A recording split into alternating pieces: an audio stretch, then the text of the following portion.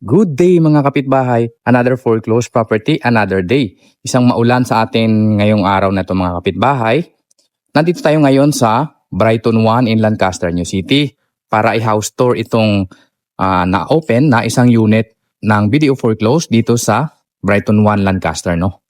Ito po ay Adele Townhouse at panalo kayo dito dahil hindi pa ito masyadong natirahan. Parang saglit lang po ito natitirahan.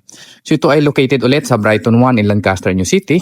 Ang katapat po ng bahay na ito ay open space. Yan po. Kung may anak kayong mahilig maglaro sa hapon or sa morning, maganda yung location nito kasi tapat niya ay open space or playground dito sa Lancaster. Ang Adele unit na ito ay BDO foreclosed with a lot area of 60 square meter and the floor area of 76 square meter. 4 bedroom, 2 toilet and bath, and 1 car garage, no? Panalo kayo sa unit nito dahil ang presyo nito is 2.7 million pesos lang. Wala nang bidding ito, paunahan lang po. 10% down payment lang.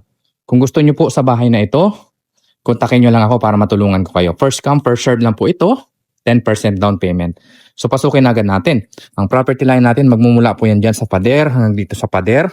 So ito yung magiging lanay ninyo at ito naman yung magiging car garage ninyo, no? So kasyang-kasya dito ang isang sasakyan at maganda dito parang hindi pa masyado natirahan kung akong tatanungin. Okay? So ito po ay walang caretaker. Kaya pagpasok natin sa unit, ganito yung itsura. Bare finish lang po ito. So kayo na yung bahalang magpaganda. Ang assessment po sa property na to, tiles lang yung ipapagawa ninyo at repaint. Wala pong tagas ng tubig yan. Kaya maayos yung unit natin. Ayan, repaint to kasi mga bakbak na yung mga pintura dahil hindi na natirahan. Okay?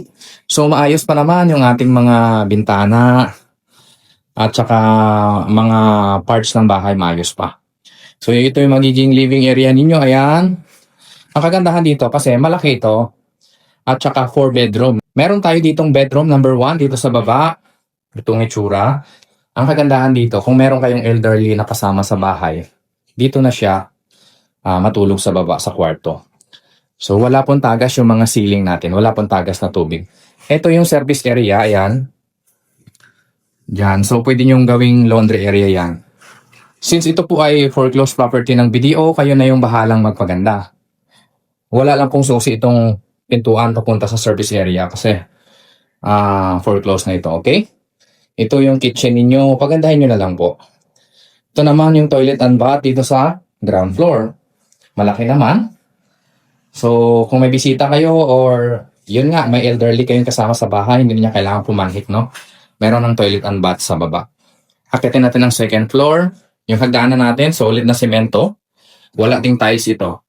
Ang kagandahan dito sa bahay na to, kayo na yung magpalagay ng tiles na gusto ninyo.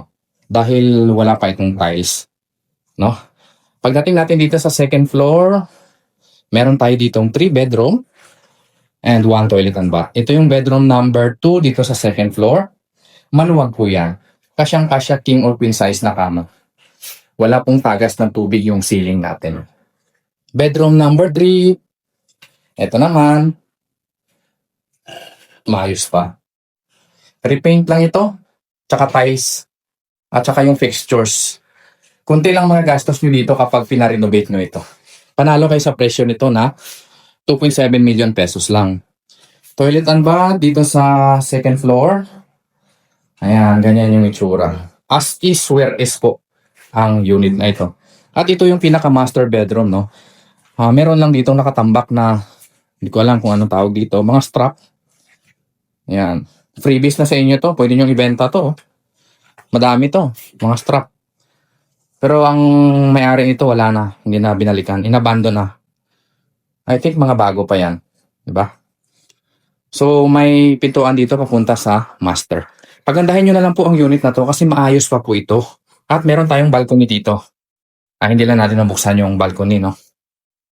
Silipin lang natin yung labas. So ito po yung community ng Brighton 1. Yung tapat po ng bahay na to ay open space or playground. Ayan po. So maganda po siya. Kung gusto nyo mag-inquire sa property na to, kontakin nyo lang ako. Paunahan lang po ito. 10% down payment, 2.7 million pesos lang. Nasa screen ko lang po ang number, okay?